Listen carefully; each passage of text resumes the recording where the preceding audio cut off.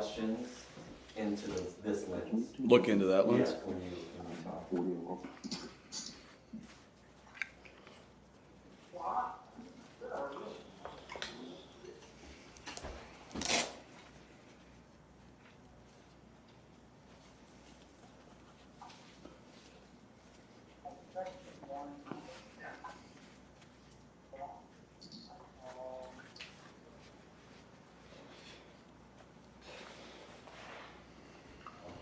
Doug. And then when you're ready, and we'll take them off mute. Yeah, I'm good. Doug? Listen. Hey, John. Hey. Yeah, how's it going? Good. I'm Mark Williams with The Tour. How are you? Good. Good. Thanks for joining us. AJ, are we good to go? Good to go. Hey, John, we haven't got too many people on right now. Hopefully they'll join us, but otherwise it'll just be a chat between you and me. Sounds get good. Underway. But, John, thanks for joining us here at the American Express Euro sponsor invitation this week. It's your first start as a professional, which is pretty exciting for you, no doubt. Just talk about what your expectations are this week and how different that might be compared to what you've done in amateur golf. Yeah, I think that the main thing is just continue doing what I'm doing. My golf's been good enough to get me here, and I think that if you're good enough to be here, then you're good enough to be successful here. And so, I just want to keep controlling what I can control. I got a really good caddy on the bag that has a lot of experience that will, kind of help me to do that and stay in, the kind of present mindset. And, I feel like if I do those things, my game's in good shape and plenty good enough to be very successful out here. You mentioned your caddy. Who have you got this week? And is this the first week with you? Yes, this is first week with me. Brandon Parsons will be caddying for me. He's been on tour for the last 12 years, and I'm going to be going full-time with him for hopefully a really long time. Brandon was formerly with J.B. Holmes, who there's a connection there. Obviously, you're a Kentucky native. How did that sort of come about, and how much how much experience have you had with other Kentucky players on tour, such as JB? Yeah, so I've known Brandon for a little while, and during COVID, he came down to Nashville a little bit, and he's close to my swing coach Matt Killen, and we would just kind of practice and hang out some, and I just kind of hit it off with Brandon. I knew him before that, but was able to kind of be around him a little bit then, and we just stayed in contact, and it just worked out well. Everything kind of fell into place for me. I think that, unknowingly with me turning pro after at this kind of point in time, I think really helped to actually have him, and it's gone well. Just talk about that decision to turn pro. You were at Vanderbilt, I think. Did you stay for an extra year due to COVID? Is that correct? Extra semester. Yeah. Yeah, and so after playing in the Masters and making the cut and finishing tied for 55th in that experience, was it just a natural thing for you to do, or was there much more that went into it? I think when I came back to school, when I committed to come back for that extra semester after COVID gave me the opportunity. I was very transparent with Coach there and the team there. I love those guys and the coach, and so had such a strong relationship with him, and so they all knew that me coming back, could be a year-long thing or a semester-long thing. We weren't for sure. It wasn't, leaning one way or the other at any point in time. It just kind of felt like the right time to move on. I was ready to move on, following my original senior year and ready to get going. And so, it was kind of tough to have to go back, but it wasn't tough because it was Vanderbilt. I loved Vanderbilt. I loved Coach Limbaugh. It was just, when you move your mind over to something else and then you got to kind of snap back, it can be tough. But I enjoyed the semester. It was the right decision. I think it further prepared me for what I'm doing right now, and I think it all worked out well. Yeah, it's a pretty good learning experience at a young age. Just before we take some questions, I'd just ask you about your experience at the Masters. Can you just describe that and what that was like? Yeah, I mean, I don't know how to describe it other than, pretty perfect.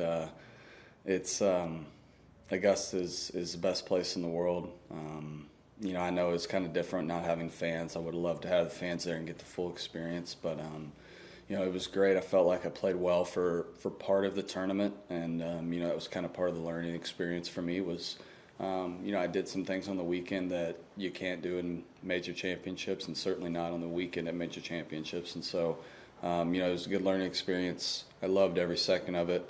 I can't wait to get back there again. All right, terrific. We've got Cameron Morford on the line. He's with PGAtour.com. We'll take a question from Cameron. Go ahead, Cameron. Yeah, hey, John. Congratulations on turning pro.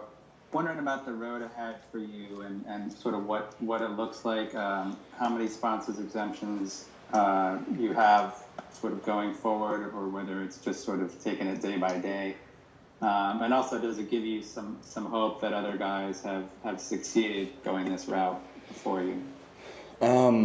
Yeah, so, at this point in time, I don't know where all my sponsor exemptions will come. I'm hoping,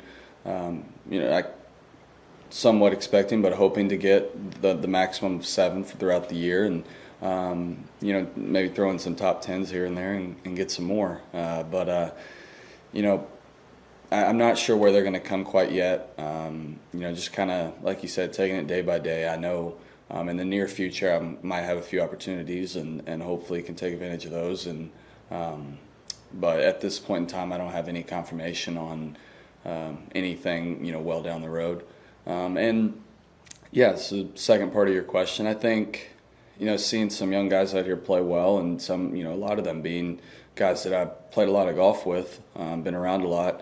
Yeah, I think that's somewhat of a, you can take it however you want. I like to think that I'm going to focus on myself and what I can control and play as well as I can. If I do that, then I think I'm going to be in the spot I want to be in. But, I guess it's good to look around and see some guys my age, some guys I played with also being successful doing what, I'm kind of starting. Who in particular would you be referring to there, who you've played a lot of golf with, who's kind of taken this route? Will Gordon. Will Gordon? Yeah. Okay. Have you beaten him a lot? Well, we head-to-head matches? We played 3 years at Vanderbilt together. We always, traded blows a little bit, but he's a good friend, and obviously he was able to, kind of get his card coming back after COVID, or over the COVID break, and get his card for this year. And so he's out here this week. Talked to him yesterday. We're gonna try to grab dinner this week. So it's nice to see a familiar face. And he's a good guy. He's fun. And did he give you any words of advice? No, we're competitors. We gotta try to keep the secrets to ourselves, right? So, but. All right. Thank you. Yep. All right, thanks, Cameron. Now we're going to take questions from Sean Martin, also with PGAtour.com. Go ahead, Sean. John, what would you say the scouting report of John Augustein's golf game is? Strengths, many areas to improve, that kind of thing? Yeah, I think that for me, things that I feel, there's not anything that I don't feel good about, but I would say the strengths would probably be mid, short iron play, wedge play, and chipping. I think I drive it very good and long and everything, and I feel like I pressure putting. I tend to do pretty well at, but from a consistency standpoint, I think I need to putt a little better from 10 to 20 feet. Just trying to make, and I'm working on that. I'm doing new stuff and working on some things with some guys to do better at that, of course, but I just essentially need to make 1 or 2 more a tournament, because, I have that distance a lot with how well I hit it. And, the more opportunities I have and the more you miss those, it can, kind of send you down a rabbit hole a little bit. So, trying to just make a few more of those each tournament and continue to give myself opportunities. Are you able to say who those putting instructors are?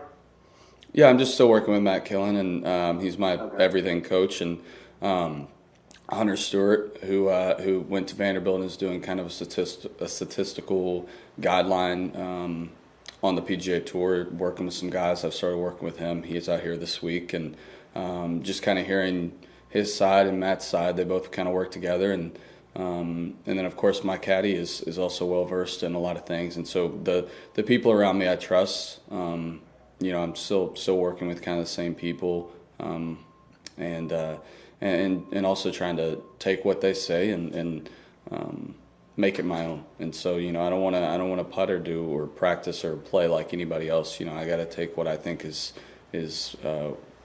good stuff and make it what it can be for me. Who have been some of the most influential people in your golf career, and how would you say that they've influenced you and helped you? Yeah, I mean, of course, when you're young, your dad is, or for me, my dad was. He got me into the game and is still a good player to this day. And so he taught me everything until I was about 12, and still continues to teach me and take care of me a lot. So I lean on him a lot. He's been very influential. And then I think Matt Killen, I've worked with him, like I said, for the last 10 years, and so I mean we're so close. We're we work together, but we're also just best friends, and so I mean I have such a good relationship with him. And then I'd say Justin Thomas has been a big influence. He's such a good dude, and has helped me along the way a lot to just kind of learning new things, and whether it be on the golf course or just kind of how to handle things, and watching him and seeing his growth through where he was when he was 22 years old to now is really cool. And he's been a big influence on me as well. Correct me if I'm wrong, you played a practice round with Tiger and JT at Wingfoot? Yes. What was what's the best story from that, or what's the best experience from that practice round? I don't know. There was a kind of a funny story. I was like, we're teeing off on number 11. It's kind of a short par 4, and it's a pretty tight fairway, and I hit 2. I hit a layup and I hit a driver to see if I could hit driver of this bunker, and both Justin and Tiger laid up only, and we were walking down the fairway, and I asked Tiger, would you ever hit driver here? Do you think, kind of threw him a couple numbers out, tried to act like I knew what I was talking about, I guess, and he just looked at me and was like, why? And that's all he said. And I was like, I don't know, just thought driver might be a play here. And he's like, nah, I just try to, and then, he explained himself, but for a second it was funny because he just said why and paused, and I was like, I don't know what's about to come next. And so but he said why, and then told me, he's like, no, I'm just trying to hit that 245-yard number. I think that's the best way to play the hole, and he was very nice. But that kind of, for with a 5-second silence pause, I was like, oh boy, this isn't what I was planning on. But do you think you'll be more nervous on the first tee Thursday for the first shot of your pro career, or that first tee, that practice round? That practice round for sure. That practice round for sure. I mean, I've played with Justin a ton of times. He doesn't make me nervous at all. But Tiger being my childhood idol, watching him play. I mean, he's one of the biggest reasons guys my age played. Loved golf, thought it was cool, and continued working at it was because of him. And so I looked up to him my whole life, of course. And so he's the only guy I've ever met that I was like, that's pretty cool. Like that's wow. That's kind of a little more of a wow factor, I think, than a lot of guys. But no, he was very nice, very approachable, and so it was a really cool experience. I'm sorry, last one. Who's caddying for you this week? Brandon Parsons. He's been out here 12 years on JB Holmes' bag. Okay, cool. Well, thank you very much. Thank you. Sean, just before you go, there was John commented on that earlier, so there's stuff in the transcript regarding that. Now we'll go to Cameron Morford again, just for one more. Go ahead, Cameron. Just switching over from some of the superstars you were just talking about. What did you learn from playing with Rory McIlroy at Augusta National, and how much were you encouraged that, hey, my game isn't that far off from his, and then how much were you like, oh, wait a second, he's doing this a little differently, and I got to tighten it up here? Yeah, I think that I was encouraged all week. I didn't see anything. There's only a couple things that I saw in anybody that I was like, man, that's not something I'm doing really well at this point. But that's them. And this is me. So everybody's game looks different. Rory hits different shots than Tiger, and Tiger hits different shots than Brooks, and and so on and so forth. Everybody's going to do their thing, differently. I think the most important thing is trusting it and believing that it's good enough to win out here. So, I think the thing that I saw from Rory was, I played with him on Saturday, and, the Saturday at the Augusta, I felt like he just kind of picked apart, I think that comes from experience. He just kind of picked apart the course so well. He was aggressive where he could be aggressive. And he had a chance to kind of lose his round on 13. He made bogey, a 3-putt bogey on 13, which is the easiest par 5 on the course. And, right. He handled it well. Of course he's frustrated and maybe said a few things to himself and walked off, and that's fine, and then went to the next hole, and it never happened. And, ended up making a couple more birdies coming in. And so I think, just seeing him kind of understanding that you have to kind of move on from that 13th hole when he's got it going. I think he was 5 under through 12. So I mean he's really rolling and trying to shoot up the leaderboard to get in contention, and to see him make bogey on the easiest hole. He could have easily it could have thrown his round off a little bit. I'm not saying nobody out here ever gives up, but it could throw the momentum of your round off, and to see him kind of just get it back within the stakes and keep moving was I think one of the biggest things that I learned from him probably. Okay, thank you. Yep. All right, thanks, fellas. Thanks, John. Just before we let you go, John, just kind of get to know you moment. Did you play other sports at college? I don't want to put you on the spot. Is there one thing maybe that we don't know about you that you can share about you with us, that things that you do away from golf, or something that of interest, non-golf related? Yeah, I mean, when I'm away from golf, I pretty much just love to spend time with people, friends, family, girlfriend.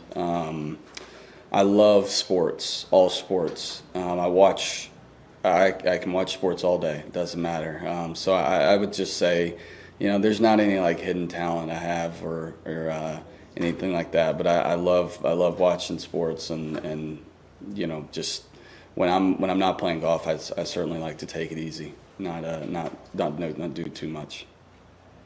All right. Well, we appreciate your time with us, and good luck this week in your professional debut, and all the best for the future. Thanks, John. Thank you all. Appreciate it. Thanks.